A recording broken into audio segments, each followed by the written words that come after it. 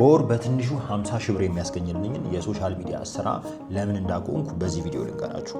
ስራው ሜይንሊ ሶሻል ሚዲያ ማርኬቲንግ ነው። በጣም ብዙዎቻችሁ ስለ ሶሻል ሚዲያ ማርኬቲንግ ብዙ ሲባል ሰምታችኋል። ስፔሲፊካሊ ደግሞ ሶሻል ሚዲያ ማርኬቲንግ ላይ ደግሞ ፔይድ አድስ ነበር እኔ በብዛት ክላይንቶችን ሰርቪስ አደረገ የነበረውና ስራውን ኦልሞስት በጣም ለረጅም ጊዜ ሰርቻለሁ። ግን ኦልሞስት ከአንድ ዓመት በፊት አካባቢ ጀምሮ ባለው ያንን ስራ አቁሜዋለሁና ያቆምኩበት ሜይንሊ ሁለት በጣም ወሳኝ ነገሮች አሉ። ከነዛ ውስጥ የመጀመሪያው ምንድነው መሰላችሁ? ትኩረት ወደሚባለው ነገር ነው። ከዛ ጊዜ ምንድነው ሁለት ስራዎችን ነው ተሰራ የነበረው። አንድ የቴክ ካምፓኒ አለ፣ ሜይንሊ አናንዳ ቴክ የሚባል የሰርቪላንስ ፕሮዳክቶችን የሚሸጥ ካምፓኒ ነበር። ፕላስ ደግሞ ይሄኛውን ደግሞ እንደ ሳይድ ጃብ ነበር የምሰራው። የተለያዩ ክላይንቶችን ሰርቭ አደረግ ነበርና ትኩረቴን ብትንትን ነበር ያደረገው ጋይስ። ስፔሻሊ ደግሞ ፔይድ አድስ የምትሰሩ ሰዎች ከሆናችሁ ታውቁታላችሁ ብዬ ተስፋ አደርጋለሁ። ሀሳባችሁን እንዳለ ብትንትን ነው የሚያደርገው። ከስተመሮች ክላይንቶች በየጊዜው ይደውሉላችኋል፣ የተለያዩ ኢንፎርሜሽኖች ይጠይቃሉ፣ ምናምን ነገር ዛግ ነው የሚያደርጓችሁ።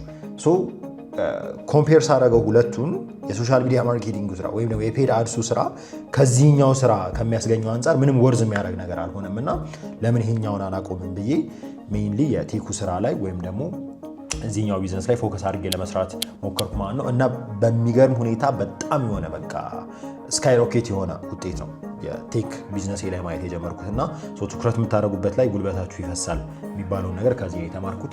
ሁለተኛው ነገር ምንድነው ነው እኛ ጋር በጣም አዌርነስ ይቀራል ብዬ አስባለሁ። ማለት አድራን የምታደርጉ ሰዎች፣ ዲጂታል ማርኬቲንግ የምትሰሩ ሰዎች ፊል ታደርጉኛላችሁ ብዬ ተስፋ አደርጋለሁ።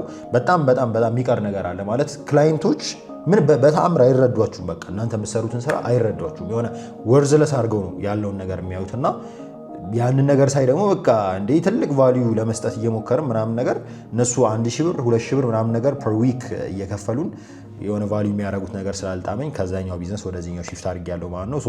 አሁን ፉል ታይም ኮሚትድ የራሴን ቢዝነስ ላይ ነው። ኦልሞስት እንደ ኤጀንሲ አለን፣ ሆል ቲም አለን። ከረንትሊ በእንደዛ መንገድ ነው ራን እያደረግን ያለ ነው እና ይህንን ቢዝነስ ድሮፕ አድርጌ ወደዚህ ሄድኩበት ምክንያት ይሄ ነው። እስኪ እናንተ ሀሳብ ካላችሁ ሶሻል ሚዲያ ማርኬቲንግ ላይ ፕሮባብሊ እኔ የሰራው ሚስቴክም ካለ ምናምን ነገር ከዚህኛው ቪዲዮ አይታችሁ የተረዳችሁ ነገር ካለ ኮሜንት ሴክሽን ላይ ሀሳባችሁን ስጡኝ። መልካም ጊዜ